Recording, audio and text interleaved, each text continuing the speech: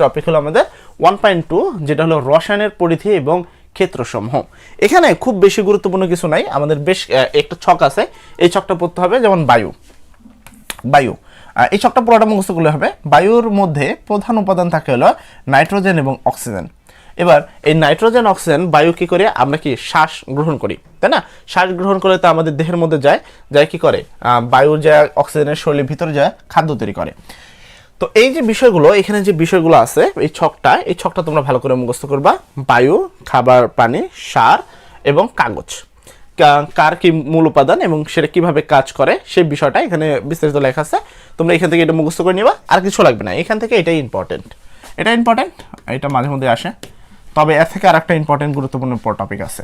ওকে, এর পরবর্তী হলো 1.3 রসায়নের সাথে তোমার কি বিজ্ঞানের অন্যান্য বিষয়ের সম্পর্ক। যেমন জীববিজ্ঞানের সাথে রসায়নের সম্পর্ক। তো জীববিজ্ঞানের সাথে রসায়নের বিভিন্ন সম্পর্ক রয়েছে, তার মধ্যে একটি সম্পর্ক হলো সালেক সংশ্লেষণ প্রক্রিয়া। কিভাবে দেখো, আমরা জানি যে সালেক সংশ্লেষণ বলতে বোঝানো হলো উদ্ভিদকে, যার গাছ তোমরা সোজাভাবে যেটা বুঝো সেটা হলো গাছের মধ্যে আলো পড়ে যেটা হলো ক্লোরোফিল। আমরা আলো পড়ে, আলো যে গাছের পাতা সবুজ যেই অংশ, সেই সবুজ অংশের উপরে পড়ার পরে এই সবুজ অংশকে আমরা বলি ক্লোরোফিল। আমরা কি করি, আবার বোঝাচ্ছি যে সূর্য থেকে আলো কি হয়, গাছের যে পাতা আছে, সেই পাতার উপরে আস্তে আস্তে পড়ে, ঠিক আছে? পড়লে এই গাছের যে উপরের যে তলটা থাকে সেই তলকে আমরা বলে থাকি ক্লোরোফিল। ঠিক আছে, ক্লোরোফিল। এই ক্লোরোফিলে এটা সে কি করে, তোমার আলো ভিতরে প্রবেশ করার ফলে এই সালেক সংশ্লেষণ প্রক্রিয়ার মাধ্যমে গাছ তৈরি করে কি, খাদ্য তৈরি করে, যা আমরা খেয়ে বেঁচে থাকি, তাই না? এই যে প্রক্রিয়া তোমার কি আলো থেকে গাছ তোমার কি করে, খাদ্য তৈরি করে, এটাকে আমরা বলতে পারি রসায়ন। তো এটা কিন্তু একটা বিক্রিয়ার মাধ্যমে হয়, যাকে আমরা সালেক সংশ্লেষণ বিক্রিয়া বলে থাকি, ঠিক আছে? তো এই যে ভার্সনটা কমপ্লিট করে, যে ক্লোরোফিলের সহায়তায় তোমার কি গ্লুকোজ থেকে যে খাদ্য যে তৈরি করতেছে, এইটাকে আমরা বলতে পারি কি রসায়ন। এভাবে কিন্তু আমাদের ক্লোরোফিলের সালেক সংশ্লেষণের মাধ্যমে জীববিজ্ঞানের সাথে রসায়নের সম্পর্ক রয়েছে। তারপর পদার্থবিজ্ঞানের সাথে রসায়নের সম্পর্ক। যেমন আমরা বিভিন্ন ধরনের চুম্বক ব্যবহার করে থাকি, বৈদ্যুতিক বিদ্যুৎ তৈরি করে থাকি এবং যানবাহন চলাচল করি।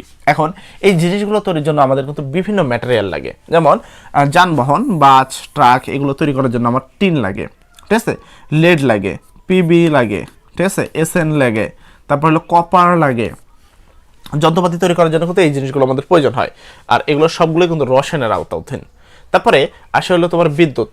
যখন আমরা বিদ্যুৎ তৈরি করি তখনও কিন্তু আমাদের বেশ অনেকগুলো জিনিস লাগে, যেমন পানি লাগে, ঠিক আছে? বিদ্যুৎ তৈরি করতে আর্থিন তোমরা জানো মাটিতে থাকে।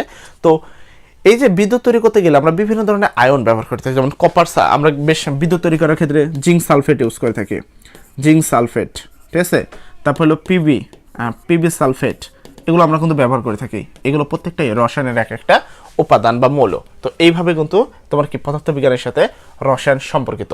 পাশাপাশি শুধুমাত্র যে এই বলবো তা না, গণিতের সাথেও কিন্তু রসায়ন সম্পর্কিত। কিভাবে আমরা রসায়নের যখন কাজ, মানে গণিতের যেই কাজ, রসায়নের যে কাজগুলো করি বিভিন্ন সূত্রে সাহায্য করি। তোমার যখন আমরা রসায়নের কোনো একটা মৌল বাই করি, তখন এস সমান সূত্র ইউজ করি 1000 W/mv। এই যে এটা কিন্তু একটা সূত্র, যা কিন্তু গণিত থেকে এসেছে। আবার তারপরে তোমার সূত্র ব্যবহার করতে গেলে আবার রসায়নের অনেকগুলো জিনিস, যেমন ধরো একটা সার তৈরি করবো, একটা সার তৈরি করার জন্য কতটুকু কি দিব, এই জিনিসটা কিন্তু একটা গণনা। তো গণনার কাজেও কিন্তু আমরা কি করি, রসায়নকে মানে গণিতের কাজেও কিন্তু গণনার কাজেও কিন্তু রসায়নের কাজে আমরা গণনা ব্যবহার করে থাকি, ঠিক আছে? তো এটা কিন্তু আমাদের বুঝতে হবে। ওকে, এর পরবর্তী টপিক। তো এখানে তোমাদের আর তেমন কিছু টপিক নেই, তেমন গুরুত্বপূর্ণ কিছু নেই, জাস্ট এতটুকুই বুঝতে হবে যে রসায়নের সাথে সবারই কোনো না কোনোভাবে সম্পর্কিত রয়েছে। এখান থেকে এমসিকিউ তেমনভাবে আসে না, তো এটা নিয়ে তোমার প্যারা খাওয়ার কিছু নেই। ওকে, এর পরবর্তী টপিক হলো এইটা 1.4 রসায়ন পাঠের গুরুত্ব। রসায়ন পাঠের গুরুত্বে বেশ কিছু বিষয় আছে। যেমন আমরা রসায়ন পাঠের গুরুত্ব বিষয়টা কি, এখানে বেশ কিছু ঘটনা দ্বারা তারা বইয়ে বর্ণনা করা হয়েছে। ঘটনা নাম্বার 1, আমরা যখন ঘুম থেকে উঠে সর্বপ্রথম যে কাজটা করি সেটা হলো কি, একটা ব্রাশ হাতে নিয়ে সেই ব্রাশে টুথপেস্ট দিই, যার ফলে আমরা কিন্তু দাঁত ব্রাশ করি। তাহলে এইখানে আমরা ঘুম থেকে ওঠার পরে দুইটা জিনিস ম্যাটেরিয়াল ইউজ করলাম। সেটা 1 নম্বর হলো তোমার কি ব্রাশ, যেটা তৈরি করেছে রসায়নের মাধ্যমে, 2 হলো টুথপেস্ট। এই যে টুথপেস্ট এই জিনিসটা কিন্তু তোমার ওই ব্রাশ করি আমরা, তো ব্রাশ করতে যে দুইটা জিনিস ব্যবহার করি, এই দুইটাই কিন্তু রসায়ন, ঠিক আছে। আবার পড়তে বসে আমরা অনেক ক্ষেত্রে চা বিস্কিট খাই, তো এই চা বিস্কিট তৈরি করা হয় বিভিন্ন রসায়ন বা বিভিন্ন তোমার কি কেমিক্যালের মাধ্যমে। তারপর দেখা যাচ্ছে যে টয়লেট ক্লিনার আছে, অনেক ক্ষেত্রে আমাদের পিতা মাতা যারা আছে বা যারা তাদেরকে থাকেন, তো তারা কিন্তু পরিষ্কার পরিচ্ছন্ন থাকে, টয়লেট ক্লিন করে, দেন তোমার বিছানা তোমার মেঝে ক্লিন করে। তো ক্লিন করতে গেলে টয়লেট ক্লিনার নামে একটা কিন্তু জিনিস রয়েছে, আমরা যেটাকে চিনি, অনেকে হারপিককে বলে থাকে। তো এই জিনিসগুলো আমরা ব্যবহার করি, তো এইগুলো তৈরি হয়েছে কি বিভিন্ন রাসায়নিক দ্রব্যের সমন্বয়ে এগুলো তৈরি করা হয়েছে। তাহলে দেখো আমরা ঘুম থেকে উঠে যে ব্রাশটা ইউজ করি, ব্রাশ এবং কি পেস্ট, সেটা আমাদের কিন্তু রসায়ন। তারপরে কি যখন আমরা কোনো চা বিস্কিট খাই সেখানে আমাদের রয়েছে রসায়ন। পাশে যখন আমরা কোনো কিছু পরিষ্কার করি, যেমন সাবান টাবান ইউজ করি, সেটাও আমাদের রসায়ন। তারপর আমরা যাই গোসল করতে, গোসল করার সময় আমরা একটা সুগন্ধদায়ক সাবান ইউজ করি, শ্যাম্পু ইউজ করি, চুলকে সিলি করতে তোমাদের কন্ডিশনার ইউজ করি, এই সবগুলো জিনিস কিন্তু রসায়ন, তাই না? তারপরে তুমি যে এই যে তোমার কি ধরো সাপোজ তোমার কি শীতের দিন আমরা বর্তমানে লোশন ইউজ করতেছি, গোসল টোসল করার পরে লোশন ইউজ করি, এবং কলেজে গেলে দেখা যাচ্ছে বন্ধু বান্ধবের সাথে বিভিন্ন ধরনের চকলেট খেয়ে থাকি। তো এই যে আমাদের সারাদিনের যে একটা কর্মক্ষেত্র, এই কর্মক্ষেত্রে কিন্তু আমরা প্রতিটা ধাপে রসায়নকে ব্যবহার করি।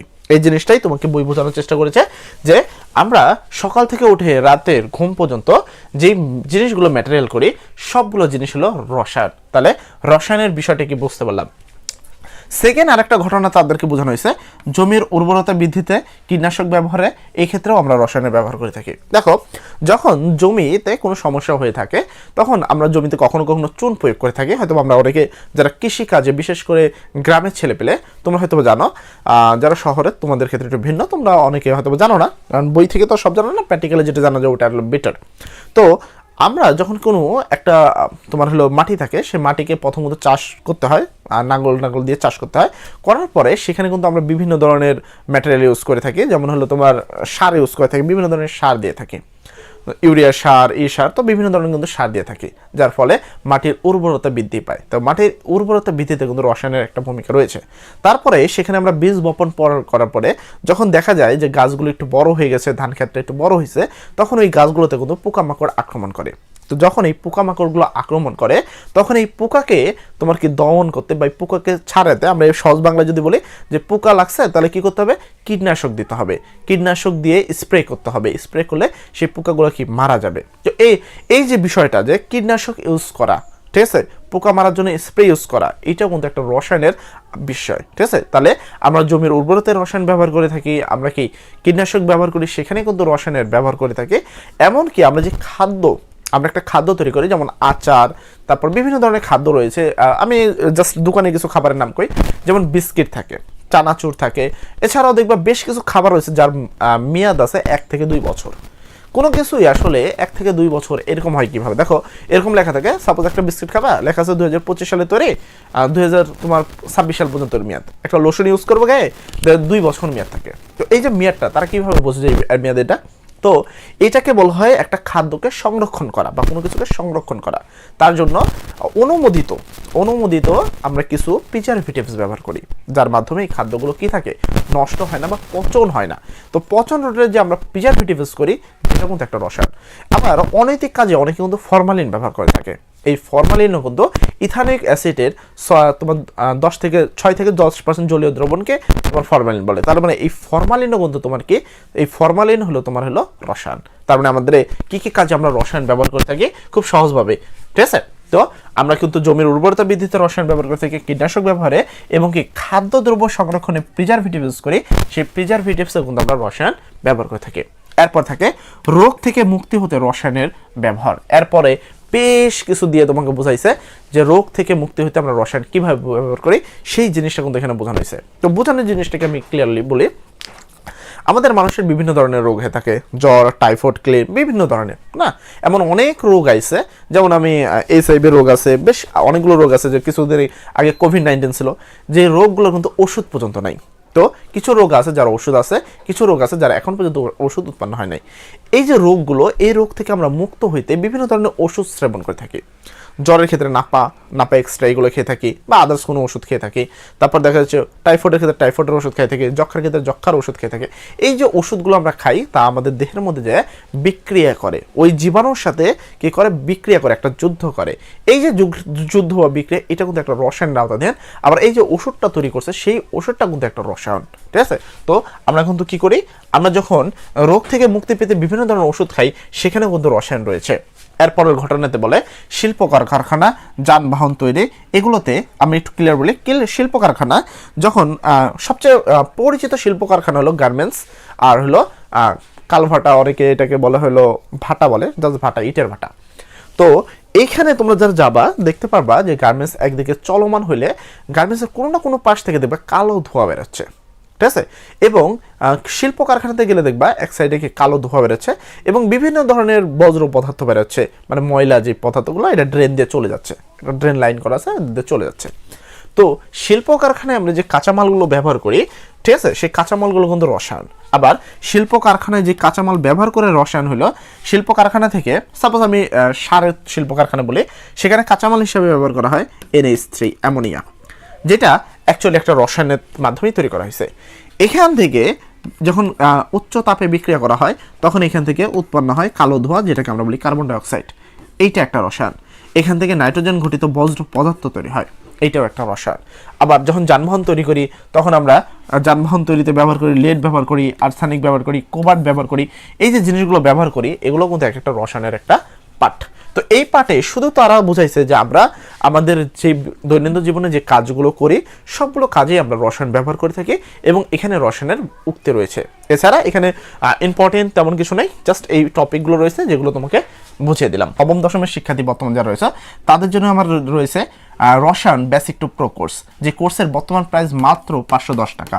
এই 510 টাকার মধ্যে একেবারে পাক্কা 2 বছর, যারা দশম শ্রেণীতে তাদের 1 বছর, ঠিক আছে, আর যারা তোমার হলো নবম শ্রেণীতে তাদের 2 বছর, এই পুরো সময়টা থাকতে পারবা আমাদের সাথে। আমাদের প্রিমিয়াম কোর্সে প্রত্যেকটা টপিক করানো হবে, প্রত্যেকটা বোর্ড প্রশ্ন করানো হবে। ইতিমধ্যেই কিন্তু আমাদের বেসিক টু প্রো কোর্সে কিন্তু ক্লাস শুরু হয়ে গেছে। তোমরা যারা জয়েন করতে চাও তারা এই ভিডিওর ডেসক্রিপশনে দেখো, অবশ্যই আমাদের কোর্স লিঙ্ক দেওয়া রয়েছে। সেই জায়গা থেকে খুব সহজেই তোমরা আমাদের এই কোর্সে যুক্ত হয়ে সম্পূর্ণ প্রিমিয়াম ভার্সনগুলো নিতে পারো, যেখানে তুমি অবশ্যই গ্যারান্টি দিচ্ছে তোমাদের 25 মার্ক তো প্র্যাকটিক্যালের, আর বাকি 75-75-এর মধ্যে আমাদের টার্গেট থাকবে 72 মার্ক অর্জন করা। MCQ CQ যাবতীয় যা যা লাগে সব কিছু শিখিয়ে দিব আমরা বেসিক টু প্রো এই কোর্সটিতে। তো যারা জয়েন করতে চাও, এই ভিডিও ডেসক্রিপশন থেকে সরাসরি জয়েন করতে পারো, অথবা এই ভিডিও ডেসক্রিপশনে আমাদের নাম্বার দেওয়া রয়েছে, আমাদের সাথে কথা বলে যদি তোমার ভালো লাগে, সেক্ষেত্রে এই কোর্সটাতে ভর্তি হতে পারো। ইতিমধ্যে এই কোর্সটাতে প্রায় 1500+ শিক্ষার্থী ভর্তি হয়েছে, তাই আশা করি। আর আরেকটা বিষয় হলো, কোর্স যদি ভালো না থাকে বা ভালো না লাগে তোমার, সেক্ষেত্রে আমরা কোর্স ফি দিব রিটার্ন তোমাকে। তাই অবশ্যই এখানে দেখবা যে বেসিকের টু প্রো কোর্সের ডেসক্রিপশনে সবকিছু লেখা আছে, বিস্তারিত সবকিছু পড়ে তুমি কিন্তু এই কোর্সটিতে যুক্ত হয়ে যেতে পারো। তো যারা এখন পর্যন্ত যুক্ত হও নাই, তাড়াতাড়ি যুক্ত হয়ে যাও।